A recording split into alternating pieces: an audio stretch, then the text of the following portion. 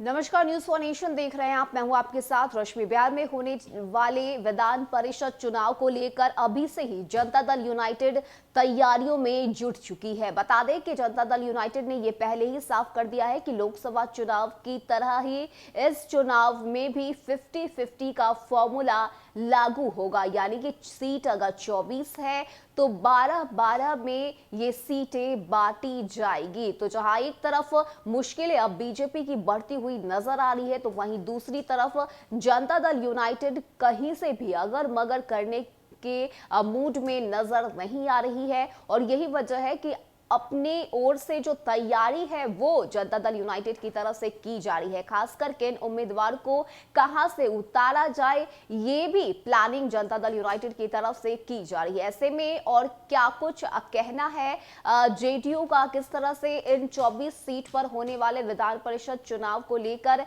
Janata Dal United की तैयारियां चल रही है, इसकी पूरी अपडेट आपको देते हैं। बता दें कि निकाय कोटे की विधान परिषद की 24 में से 12 सीटों जदयू के संभावित प्रत्याशियों ने तैयारी आरंभ कर दी है। कहा जा रहा है कि पार्टी ने बातचीत की संभावना को ध्यान में रखकर उन्हें सक्रियता बढ़ाने का संदेश दिया है। निकाय कोटे की कुछ सीटें जदयू की परंपरागत रही है, इसके बारे में कहा जा रहा है कि अगर मगर नहीं होगी। इनमें गया, नवादा, नालंदा और मुजफ्फरपुर है। गया में मनोरमा देवी फिर मैदान होंगे। इसी तरह नवादा में जदयू प्रत्याशी के रूप में 2 नाम सामने आ रहे हैं। विधान पार्षद सलमान रागिब के साथ साथ एक महिला का नाम है। महिला राजद के जातिगत समीकरण से आती है। नालंदा से अभी से ही जेडीयू की निवर्तमान विधान पार्षद रीना यादव ने अपनी तैयारियां शुरू कर दी है। मुजफ्फरपुर में फिर से दिनेश सिंह के नाम की चर्चा है। तो वहीं अगर हम बात करें तो हिंदुस्तान अवाम मोर्चा ने 2 सीटों की मांग कर दी है। सीतामढ़ी और मगध की कोई एक सीट। हम के प्रवक्ता दानिश रिजवान ने कहा है कि अभी बैठक नहीं हुई है, मगर उम्मीद है कि हमारा ख्याल भी रखा जाएगा।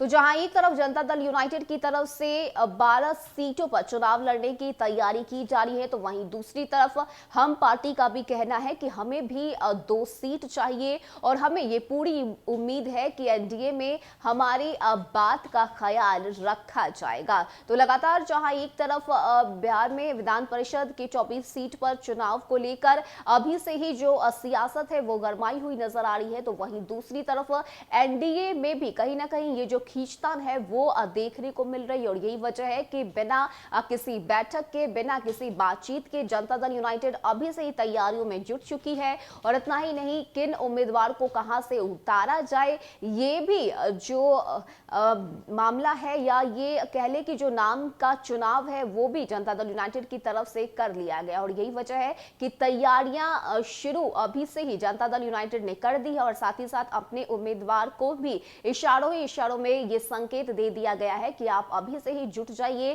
ताकि सीट आपके खाते में आ सके। अब देखने वाली बात होती है कि आगे एनडीए के बैठक में क्या कुछ निर्णय लिया जाता है और आखिर इन 24 सीटों का बंटवारा एनडीए में किस तरह से किया जाता है। फिलहाल के लिए इतना ही। ज्यादा अपडेट के लिए आप बने रहिए न्यूज फॉर नेशन के साथ। नमस्कार।